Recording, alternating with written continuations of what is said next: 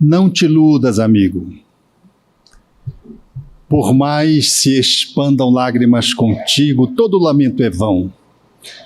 Tudo que existe e persiste no mundo vive do entendimento harmônico e profundo através do perdão.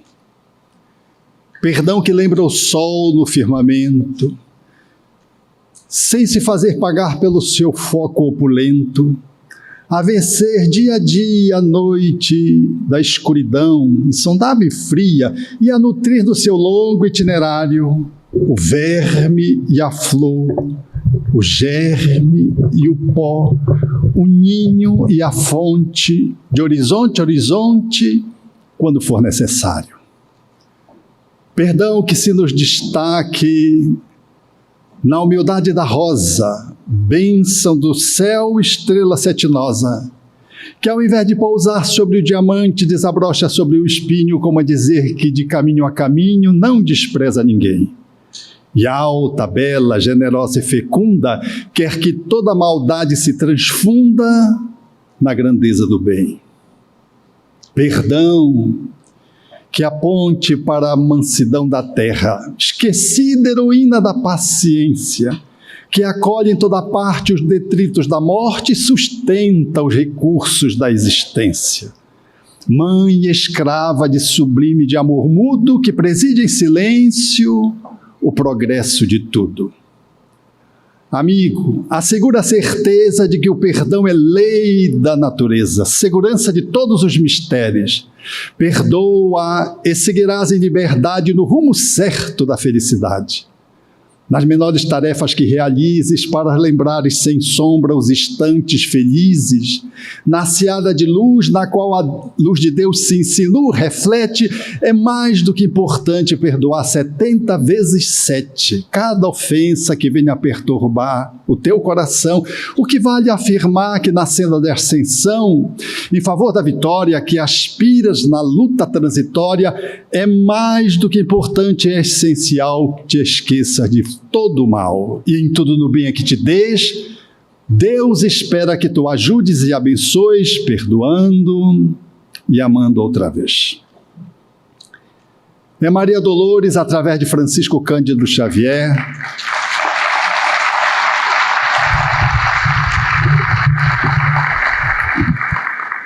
na cantiga do perdão, trazida no meu tom. O perdão é uma demanda incomensurável.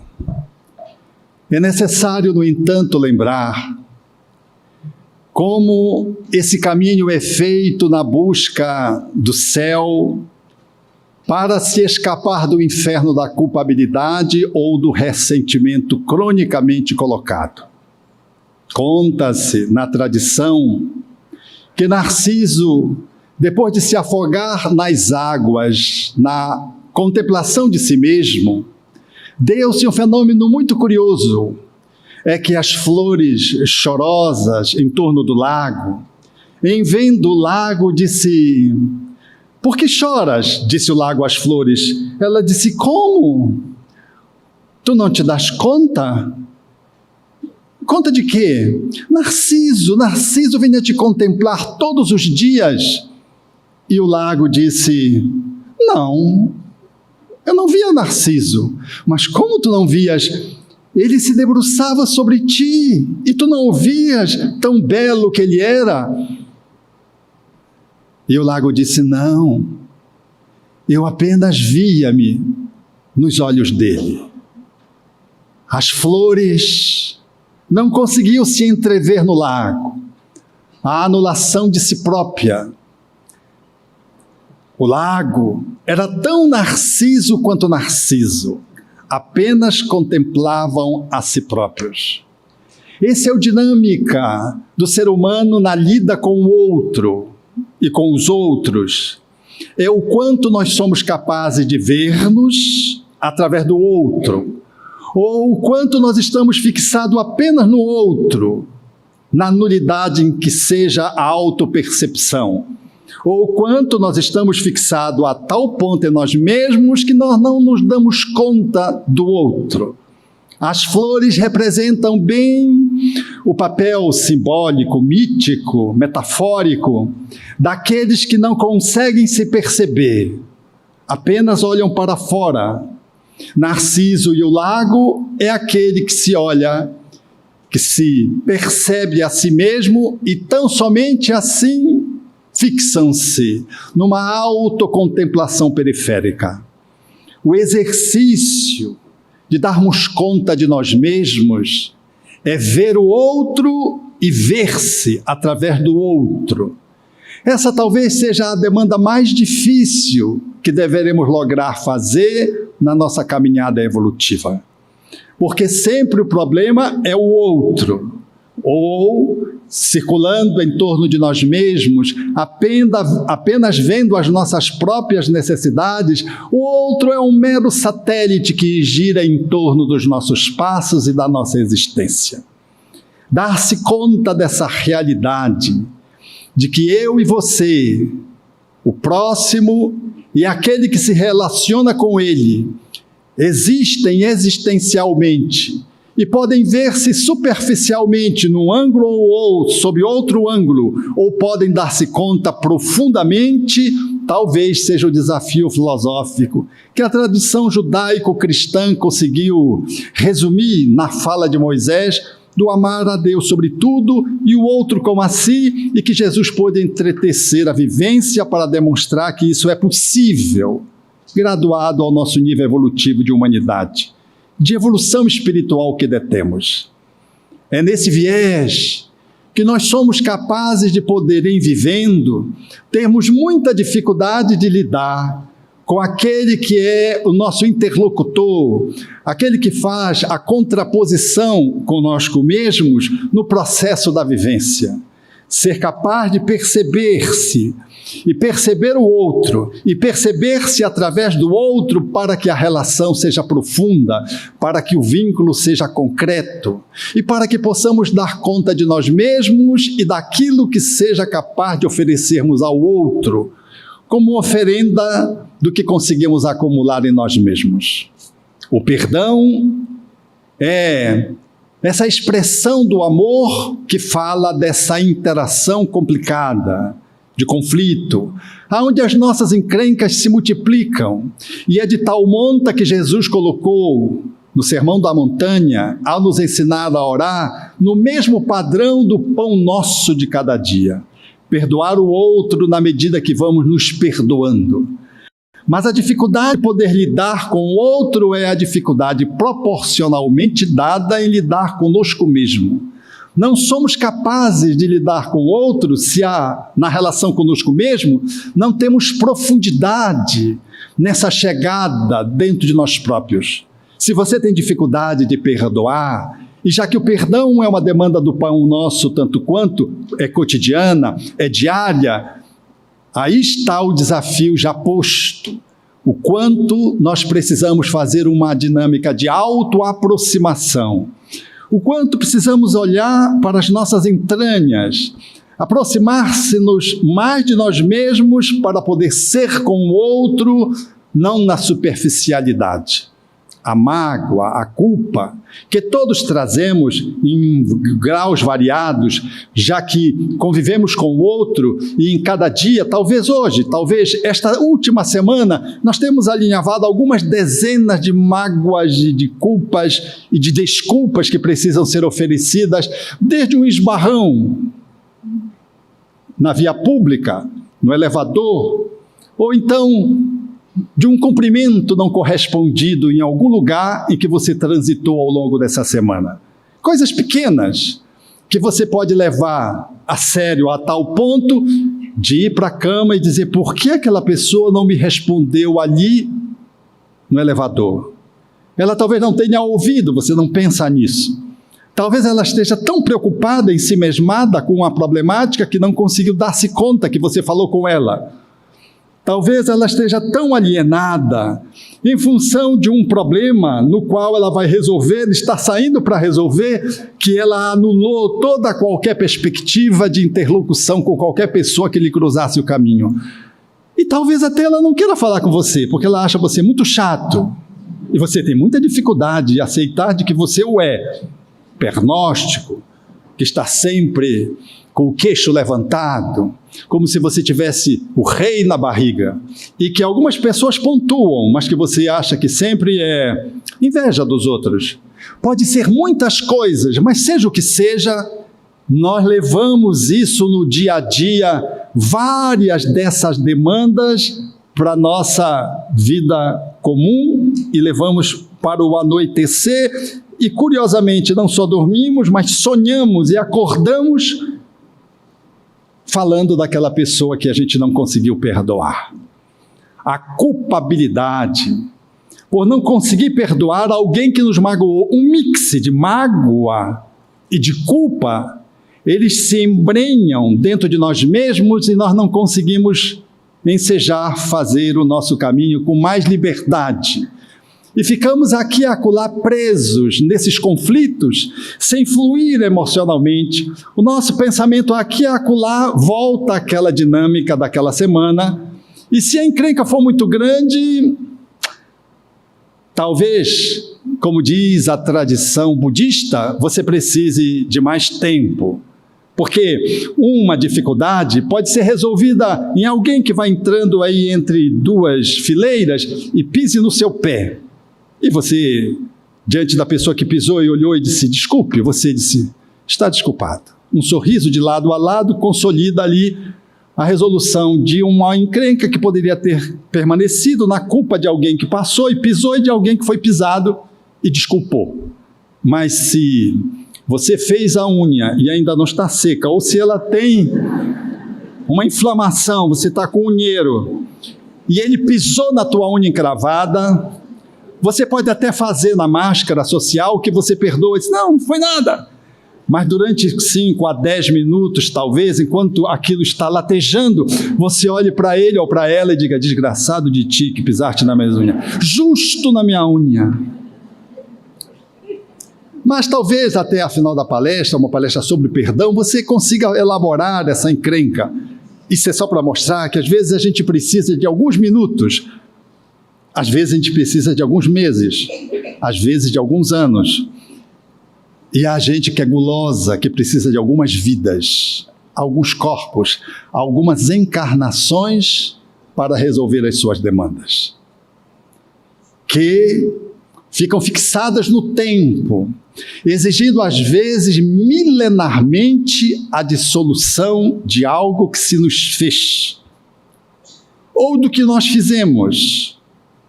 Nesse caminho do perdão, o inferno que nos assola a mente, deixando-nos perturbados, com dificuldade de conciliar o sono, e tendo pesadelos com alguém que nos feriu, ou alguém que nós ferimos, na esteira do tempo nos convida a que precisamos fazer uma viagem efetiva para o céu interior, capaz de poder lidar com uma vida de melhor qualidade, numa interação aonde nós sejamos capazes de estar mais em dia conosco mesmo, numa atualização dos nossos conteúdos internos.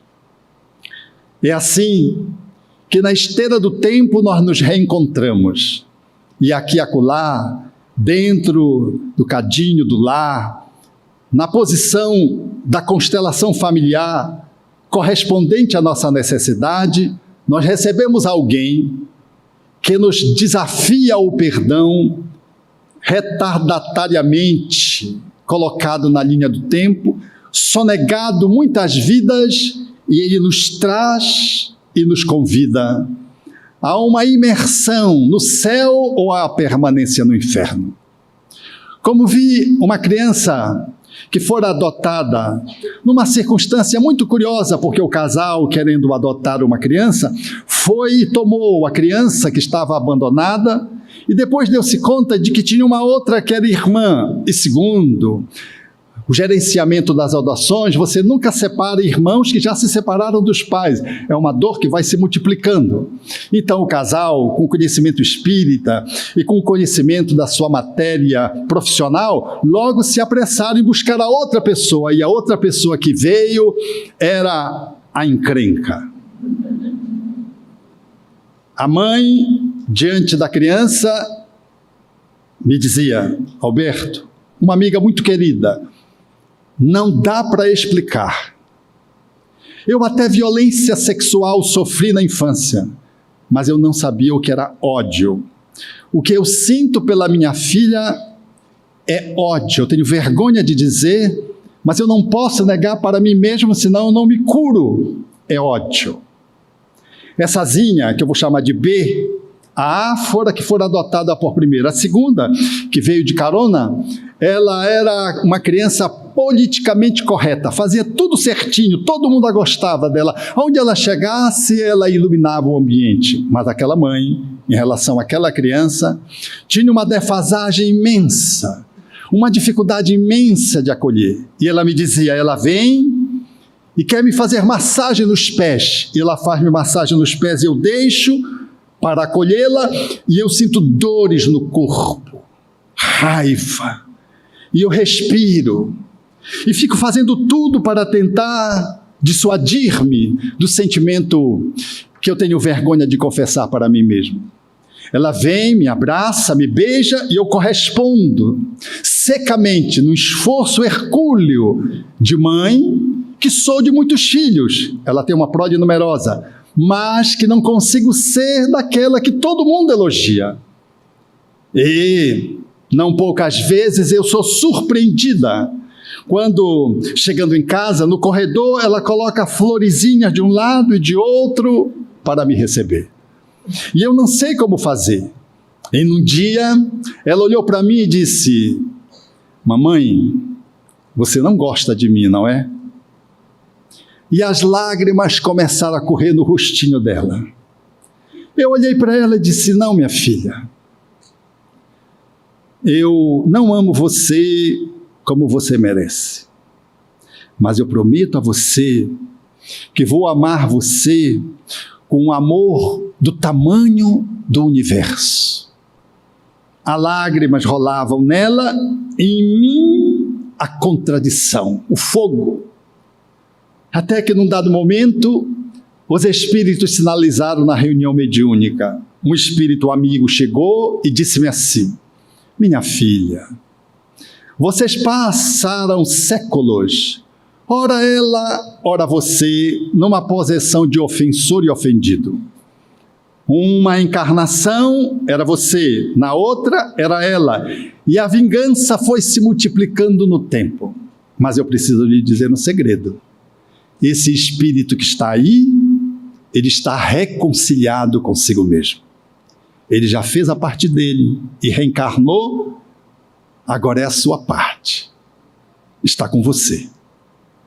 Essa amiga me dizia chorando, porque não conseguia acolher o inimigo de outrora, ali, encarcerado num corpo tão pequeno de 6 anos, aproximadamente. E cujo conflito era tão desproporcional que o marido disse: ou você atende a nossa filha do jeito que deve ser atendida, ou nós vamos separar. A ameaça da conjugalidade se colocou como possibilidade. Tal era a hostilidade com que aquela mãe tratava ao seu filho. São essas demandas que as vidas nos trazem sucessivamente, quando não resolvemos a encrenca num minuto, num ano, num mês, numa década, numa encarnação. Passa para outra, mas o tempo não resolve, quem resolve somos nós. O tempo às vezes ajuda a gente a elaborar melhor outros conteúdos e ganhar um pouco de substância para poder fazer o enfrentamento de algo que a gente não dá conta.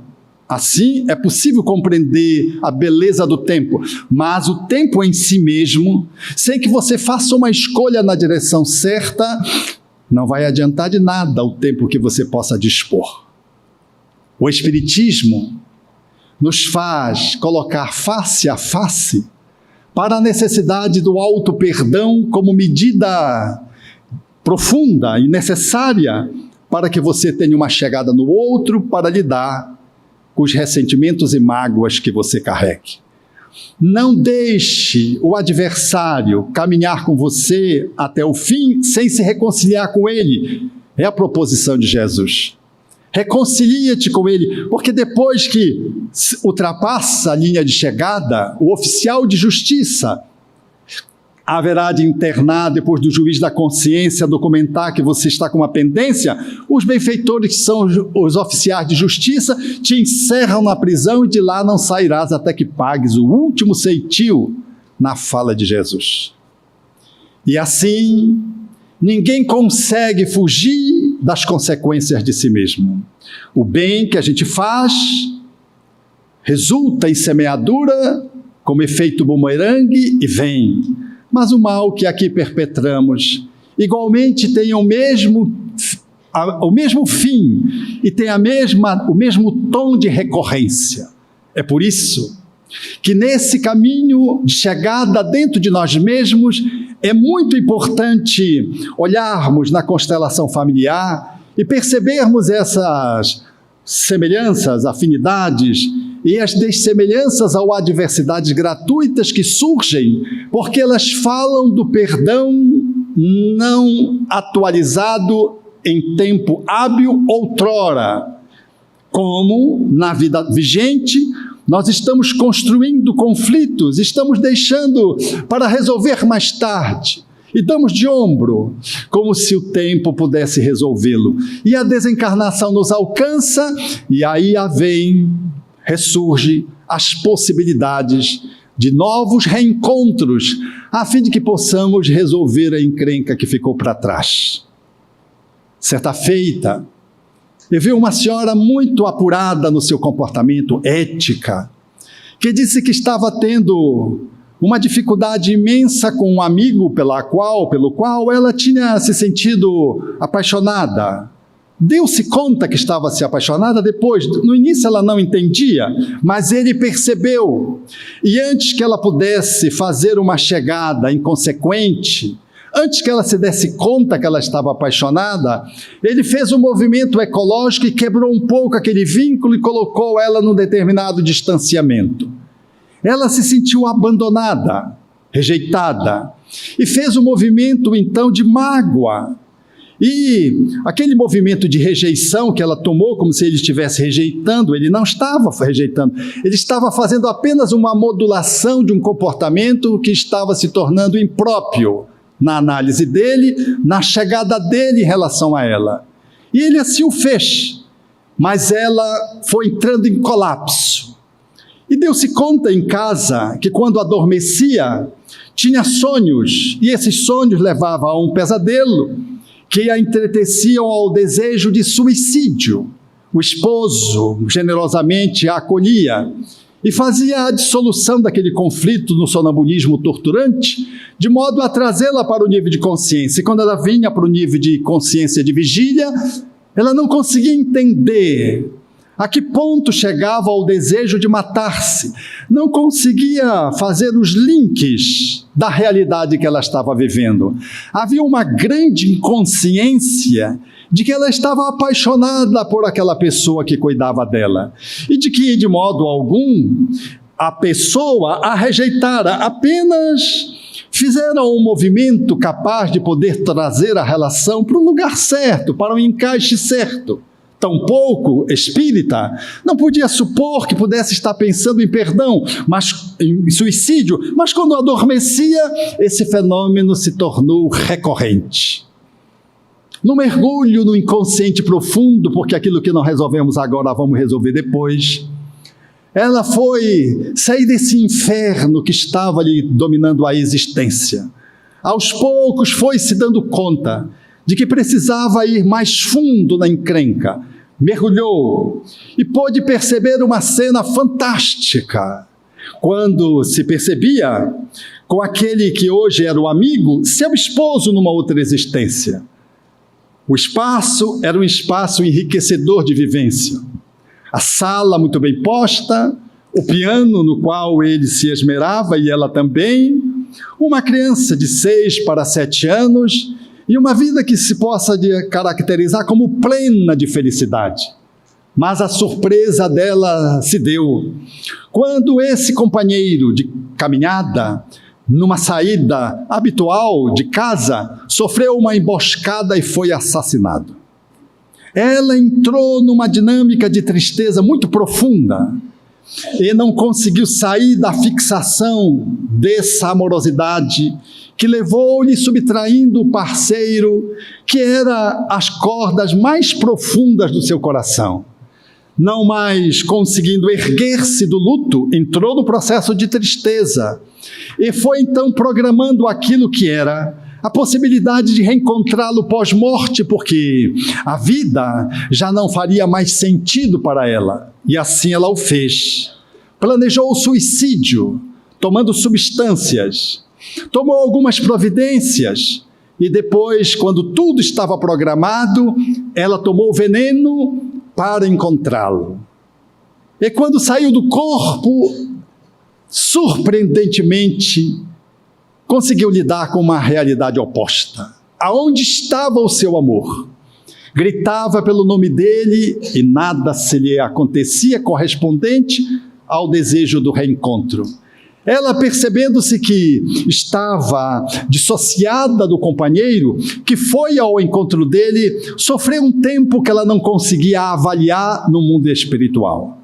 Até que aos poucos ela foi sendo acolhida, dando condições, ela foi sendo acolhida. E foi acolhida, e se ele ensejou uma encarnação que pudesse, de algum modo, lhe propiciar o seu refazimento. Era um espírito que tinha títulos de créditos e que merecia uma abordagem credora de um restabelecimento mais pronto. Ela renasceu e sempre, desde pequenina, procurava um grande amor. Teve pais amorosos em função dos seus merecimentos, mas estava sempre procurando um grande amor. Era algo que faltava, era o amor de outrora. E quando ela foi na adolescência, não se relacionava com ninguém, procurando o homem dos seus sonhos, e esse homem não chegava. E quando se estabeleceu o final da adolescência, ela percebendo que ele não chegava, e ela trazendo os problemas estomacais recorrentes, que levavam ao médico à época em que seus pais lhe patrocinavam o atendimento médico, sem um sucesso razoável, e sempre as indisposições gástricas resultada do suicídio anterior, fê-la com que, mais ou menos em torno de 20 e poucos anos, ela fizesse uma adesão à vida monástica, e se vinculou a um caminho do cristianismo, assumindo uma posição de freira, e ali dedicou-se toda uma vida em prol daqueles que eram os deserdados da sorte.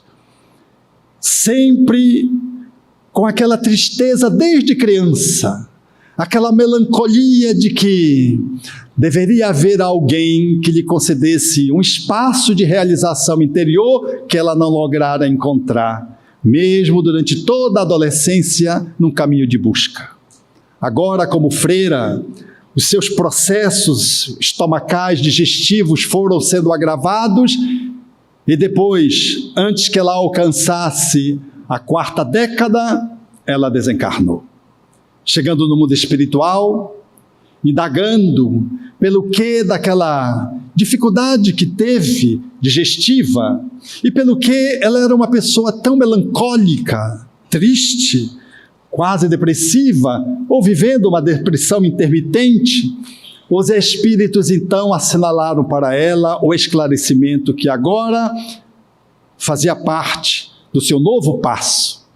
Disseram para ela: você tinha uma encarnação que haveria de viver num trauma, numa vivência expiatória com um grande amor da sua vida. Ele reencarnou e você se consorciou com ele. Era um grande amor que deveria deixar você. Ele desencarnaria de um jeito ou de outro, mas ele desencarnou numa emboscada. Foi assassinado.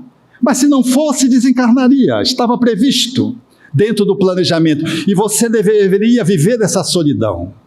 Essa solidão de um amor não correspondido numa dada momento da trajetória, em função de experiências pendentes que você tinha. Como a vivência ela seria uma vivência muito brutal, um espírito tutor, benfeitor, resolveu lhe servir de âncora e reencarnou como sua filha. para, diante da tragédia que deveria se estabelecer, da viuvez, esse espírito pudesse lhe dar sustentação na existência. Mas você foi tão egoísta, você pensou tão só em si, que depois que o seu esposo desencarnou, você esqueceu que tinha uma filha como que?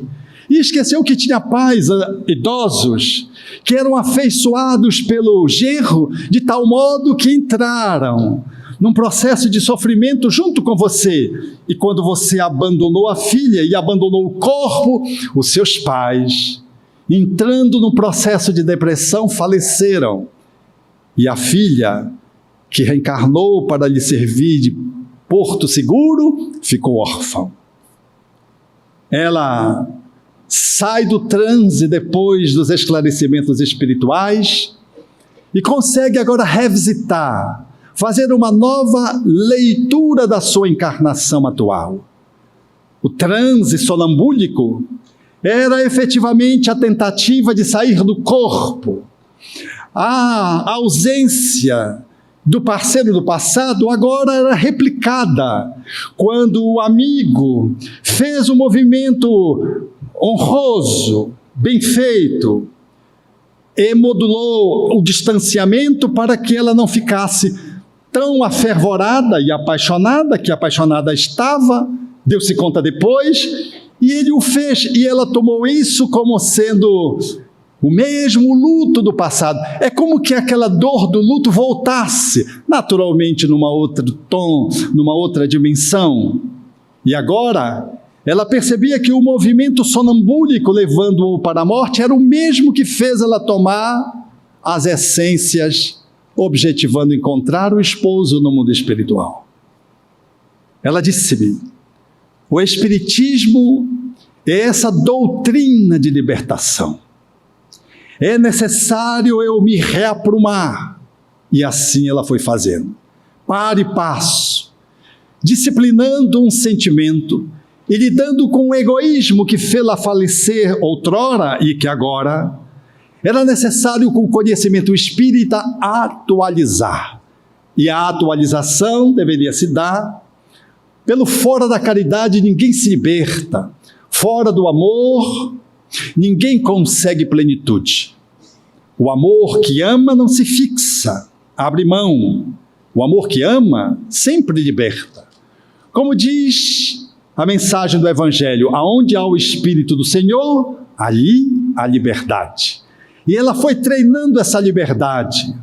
Não só aceitou o distanciamento, mas fez com que a disciplina das suas emoções, que evocavam o passado longínquo de várias encarnações, para um afeto que não se concretizou até o fim no passado, que hoje pudesse ser feito de uma forma transmutada.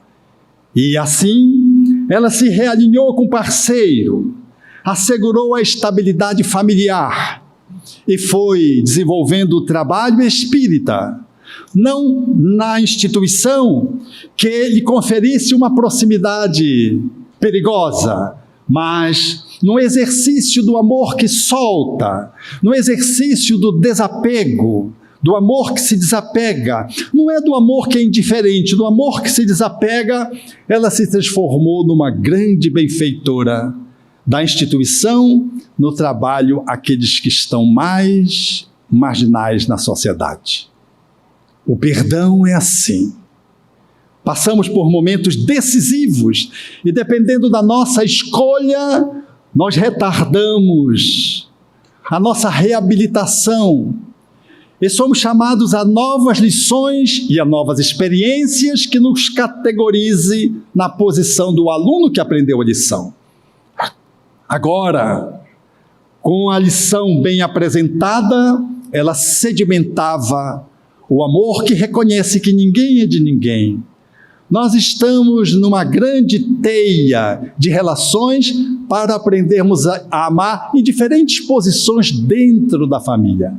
E quanto mais sagrado é o amor, mais leal ele é, mais fiel ele é e mais desapegado ele se consolida na medida que a maturidade do amor vai alcançando a iluminação.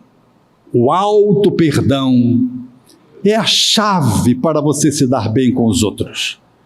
É a medida correta e justa com que você vai chegar com alguém e poder, diante de uma tragédia ou diante de um fato singelo, poder diluir, sem se perder de si mesmo e sem fazer o movimento do revide, capaz de tornar a relação mais encrencada e fazer com que ela se transfira de uma existência corpórea para outra à luz da reencarnação, retardando o nosso processo de plenitude e de felicidade.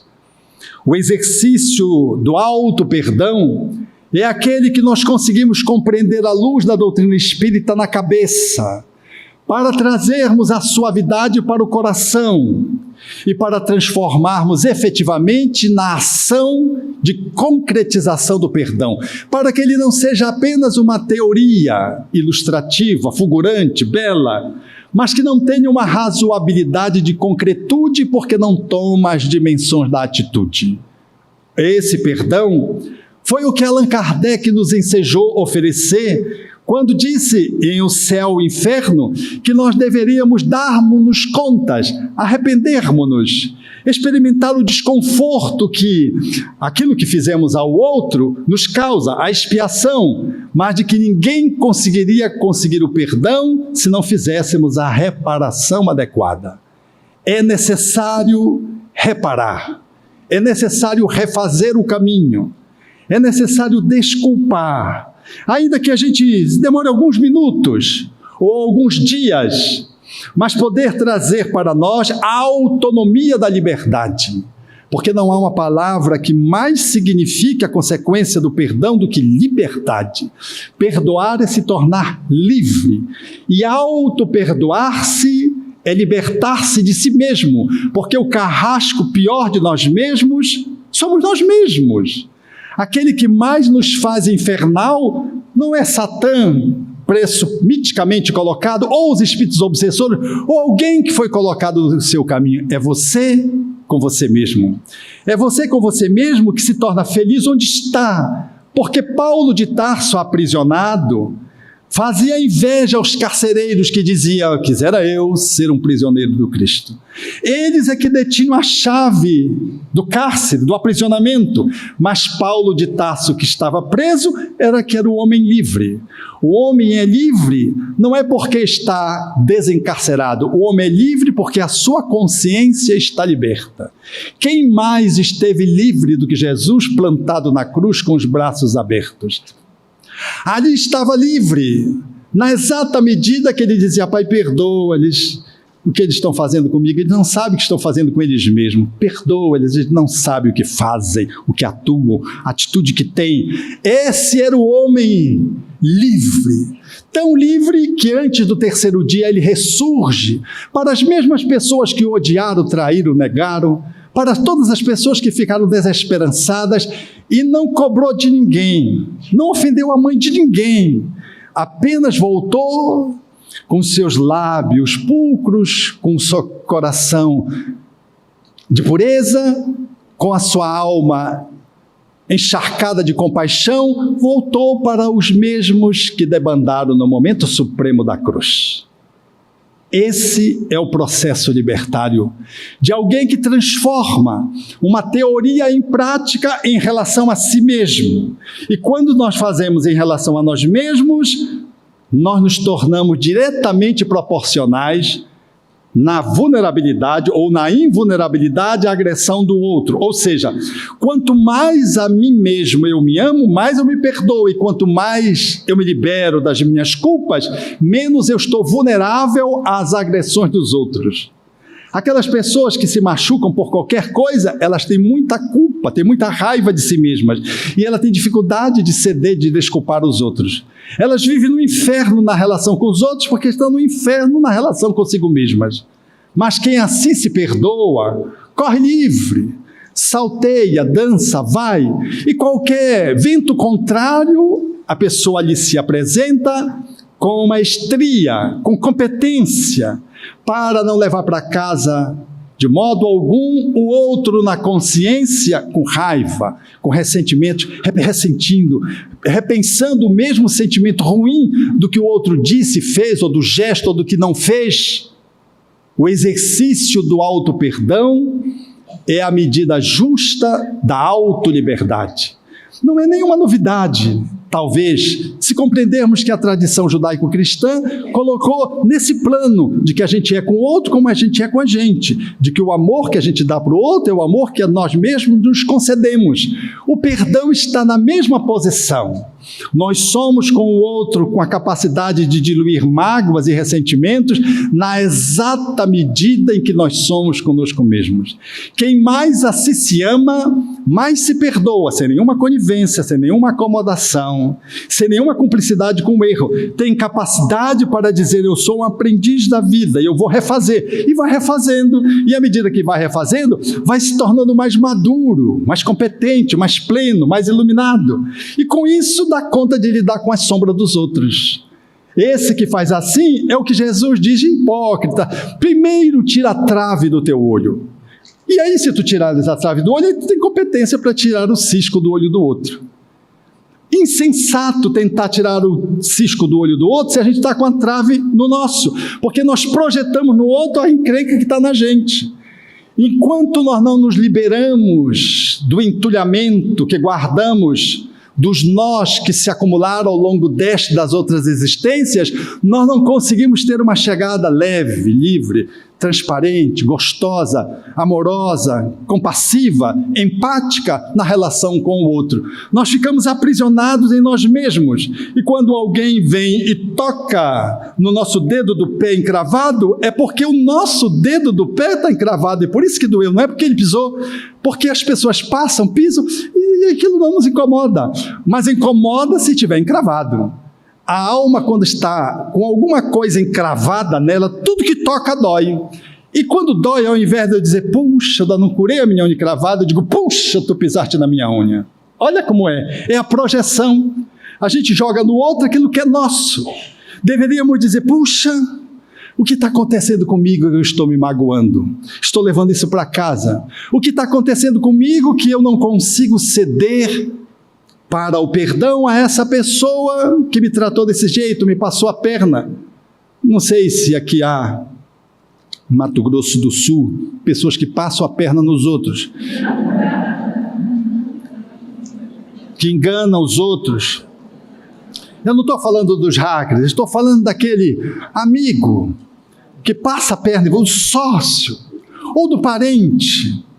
Ao invés de olharmos e dizer: que pena, o meu filho repete a ação sendo ingrato comigo, eu digo: desgraçado do meu filho que é ingrato, me machucando o coração. Que pena que o meu amigo não me respeitou e passou minha perna na amizade, desconsiderando as décadas de relacionamento que temos. Ao invés de podermos olhar e dizer: puxa, eu estou ainda nas décadas de relacionamento com um afeto construído e não sou capaz de poder entender esse meu amigo que fraquejou nesse momento, porque no derradeiro quilômetro, diz o espírito André Luiz, a queda pode se dar.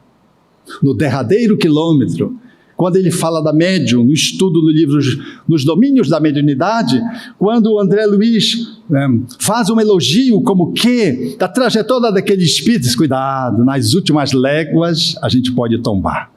Por que um amigo não pode tombar? Por que um filho, um irmão, um esposo, uma esposa não pode tombar?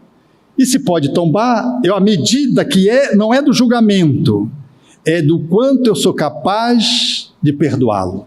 Porque há o perdão da desculpa e há o perdão olímpico, quando alguém vem e gravemente tenta me alcançar. Se me alcança, é que eu ainda não dou conta de ser medalhista de ouro. E se eu dou conta, é porque eu já ganhei um status de alto amor e de alto perdão, capaz de não levar para casa, de não levar para uma outra vida uma encrenca que foi muito grave. E de poder talvez chorar, porque dói, se ressentir no sentido de poder se compadecer do outro, mas o que é diferente de amealhar e cultivar a mágoa, o ressentimento ou o desejo de correspondência numa atitude reativa de vingança. O exercício do auto-amor, portanto, reclama-nos para o auto-perdão. E o auto-perdão nos torna menos vulneráveis às querelas dos outros. Se alguém vem e fofoca sobre você, como é que você reage? Você tem a medida do auto-perdão. Se você fica aborrecido, se você xinga a pessoa, essa é a tua medida. Se você dizer, que pena, ele está falando mal dele mesmo, porque quem fala do outro fala de si. Então é ele, coitadinho, coitadinha. Esse é um olhar já mais maduro, aonde eu já não estou tão vulnerável ao outro. Mas quando eu sou capaz de poder acolher alguém que me machuca tanto, ou que tenta me jogar no chão, ou que corrompe princípios e valores que eram estatuídos na nossa relação e que tinham um status de honorabilidade, quando eu consigo fazer esse movimento de aquecer de que o outro também tem o direito de errar e eu não tenho o direito de julgar, se eu consigo fazer isso, há uma festividade do céu interior, com os benfeitores espirituais que nos acolhem, nos assistem, notadamente do nosso anjo guardião, que nos tutela a existência, porque nós somos um medalhista olímpico. A nossa conduta é de ouro, porque não só nós não conseguimos nos vingar, não assimilamos o ressentimento, mas somos capazes de orar pela pessoa, de ter a possibilidade de pensar na possibilidade do bem para ela, e tendo uma chance de fazer o bem, façamos o bem para ela. É o que Allan Kardec elencou em um Evangelho segundo o Espiritismo, quando tratou do amor aos inimigos, que não é ter a mesma relação de afabilidade, de doçura, de carinho que temos com um amigo, mas é assumirmos uma posição gloriosa de alguém que, superando a si mesmo, é capaz de poder de lidar com o outro numa estatura de não incinerar o outro e de não fermentar uma dificuldade que o outro traz, transformando-se no carcereiro do outro porque ele errou contra você. Esses são dias pungentes que nós vivemos no mundo. E não há ninguém, ouça o que eu vou dizer, não há ninguém que não tenha que testemunhar. Todos somos chamados a testemunhar. E os maiores desafios estão em casa, ou no campo dos amigos ou na parentela. Porque esses são os afetos que estão conosco. Esses são aqueles que são os aferidores da nossa capacidade de amarmos-nos, porque se nós nos amamos, não tem como você deixar de amar o outro. É natural, é da natureza humana. Se você floresce, você se perfuma quem está ao lado, em torno, mais proximamente. Quando você se ama, você é capaz de lidar bem com as suas dificuldades e é capaz de lidar com a dificuldade dos outros com o mesmo nível de elegância. Porque a elegância que você faz de se perdoar não é a elegância de aplaudir-se o erro, mas é de refazê-lo depois de dar-se conta, de cair em si, como fez Madalena. E é capaz de fazer com o outro essa mesma atitude que você gostaria e que você faz consigo mesmo. E quando você consegue fazer com essa elegância, esse tipo de atitude, você está num céu. Não precisa desencarnar e ir para nosso lar ou para uma colônia superior. Você já está conectado vibratoriamente nesse campo de excelência. Aqueles que somos chamados ao testemunho, não sei se vocês já foram chamados a esse testemunho, mas não se permitam um pouco mais de tempo para exercitar o perdão ao outro, sempre olhando para si mesmo. Uma vez era em torno de 1h30 da manhã, uma pessoa me telefonou, e eu me identifiquei, e ela disse, eu queria que você me perdoasse. Eu disse, mas como perdoar você? Não, é que eu magoei você. Eu disse, eu não estou lembrando como. Aí comecei a tatear uma paciente, alguém do movimento espírita. Era alguém do movimento espírita. Disse, não, eu fiz mal para você. E ela foi tentando dizer, eu não conseguia. Aí eu fui notando que ela foi ficando meio sem graça, porque eu não conseguia carimbar a mágoa dela, dessa pessoa. E era 1h30 da manhã, eu já estava para ficar magoado com ela. E ela dizia, não, mas eu magoei. Eu dizia, mas eu não consigo lembrar. Aí ela disse, então você não me perdoa? Não, eu não tenho que lhe perdoar, porque eu não estou lembrando dessa encrenca aí.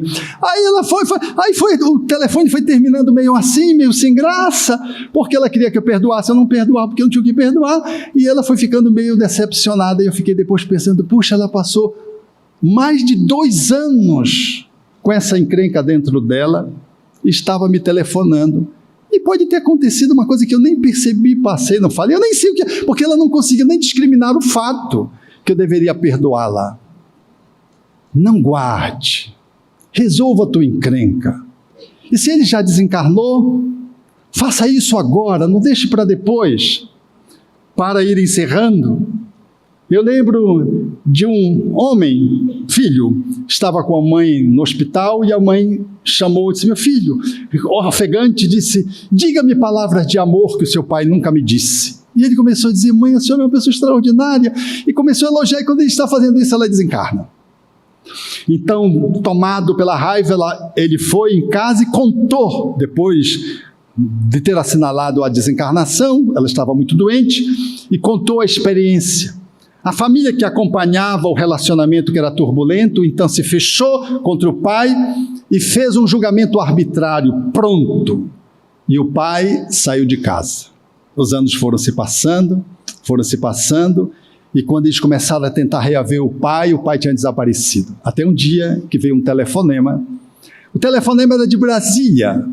Foi uma filha ao encontro do pai que chamava, e quando ela foi encontrá-lo, ele estava numa enfermaria, moribundo, desencarnou.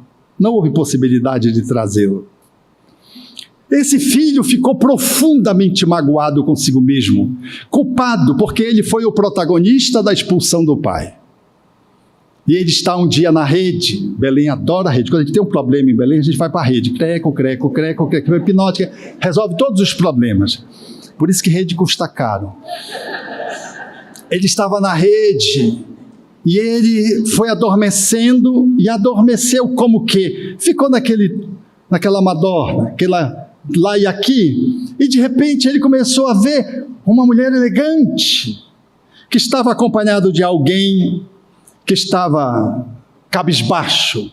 Aquele ser foi se aproximando, luminoso, ele percebeu quando olhou, era sua mãe.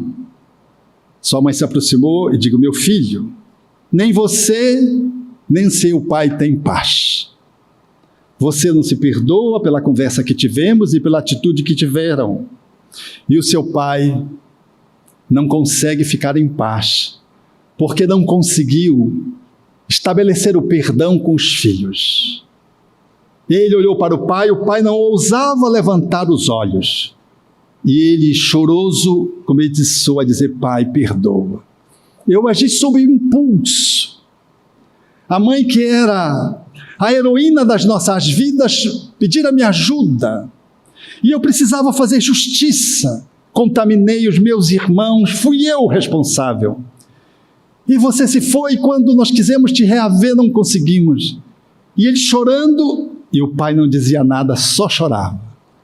E a mãe, altaneira, com o pai do lado, acompanhava a cena e dizia no final, celebrando aquele reencontro de reconciliação, meu filho, você e seu pai precisam se tornar livres um do outro, pela mágoa e pela culpa que vocês entrelaçaram entre vocês.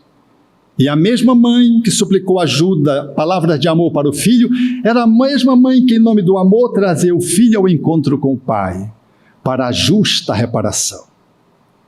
Esse extraordinário homem narrava-me a cena, ainda chorando de emoção. Gratidão aos espíritos amigos que viabilizaram o encontro, permitindo que a sua mãe pudesse trazer o seu pai antes que ele pudesse desencarnar. A ausência do perdão e a presença da culpa fizeram-no enfermo. Ele ganhara uma obesidade, estava com a tensão arterial alta e começava a perceber que ele não conseguia se libertar de si mesmo porque ele não encontrava o Pai. O encontro com o Pai foi o start para ele começar a fazer aos poucos o caminho de volta. A misericórdia divina, amigos, nos convida a todos ao auto-perdão. E se você assim se perdoar, com justeza, você não conseguirá não perdoar aqueles que caminham com você. Talvez você precise de um pouco de tempo, talvez algumas décadas no máximo, mas não deixará passar para outra vida. Você há de se reconciliar enquanto está no caminho, seja pelo zap, pelo telefonema, seja pelo encontro fortuito, onde você vai, encontra e dá um abraço na pessoa, e a pessoa toma um susto, é você, e você diz as palavras que vêm do teu coração na direção dele ou dela, expressa numa atitude de que você está livre da própria culpa, auto-perdoando-se, perdoando o outro que num dado momento foi infeliz com você. Porque se Pedro recomendou Jesus a ele que perdoasse 70 vezes 7 vezes, o Espírito Emmanuel assinala, é porque Pedro era capaz de errar 70 vezes 7 vezes. Tudo que fizerem conosco, nós somos capazes de fazer igual.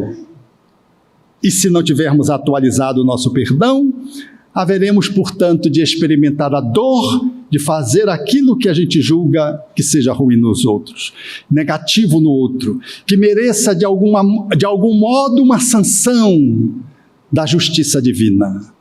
A misericórdia caminha com a justiça.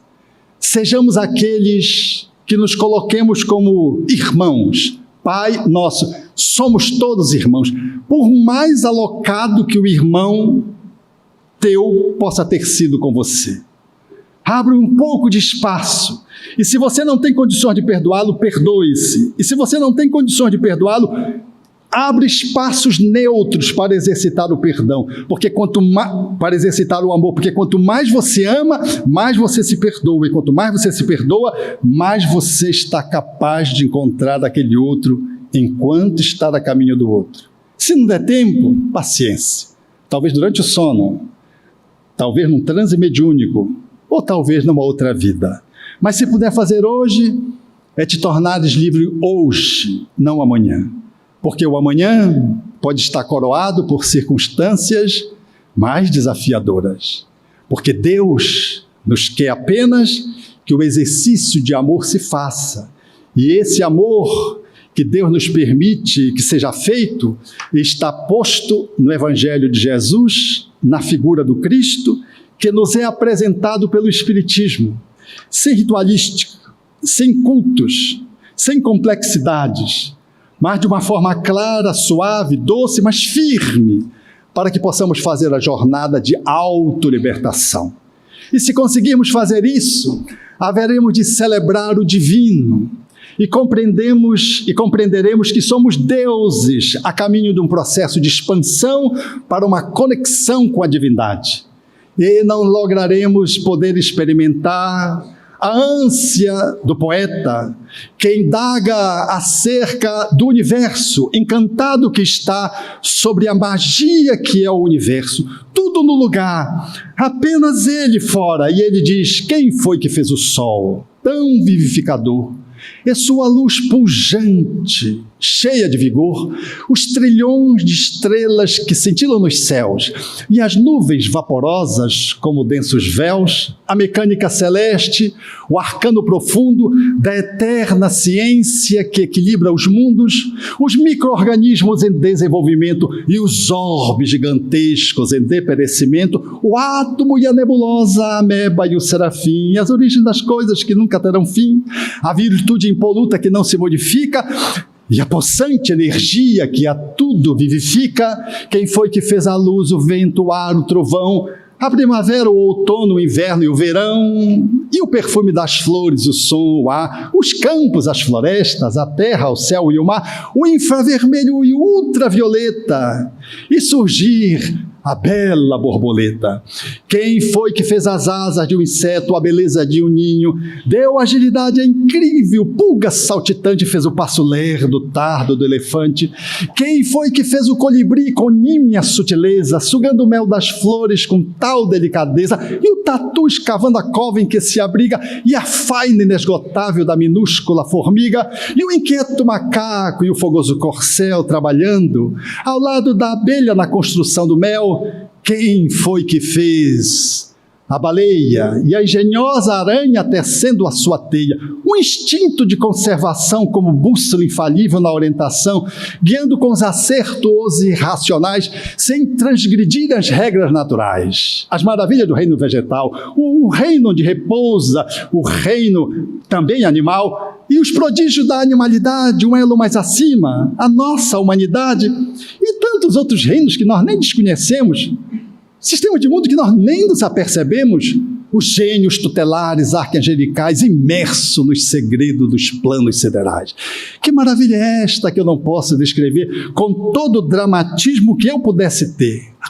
Artista ímpar e ilimitado.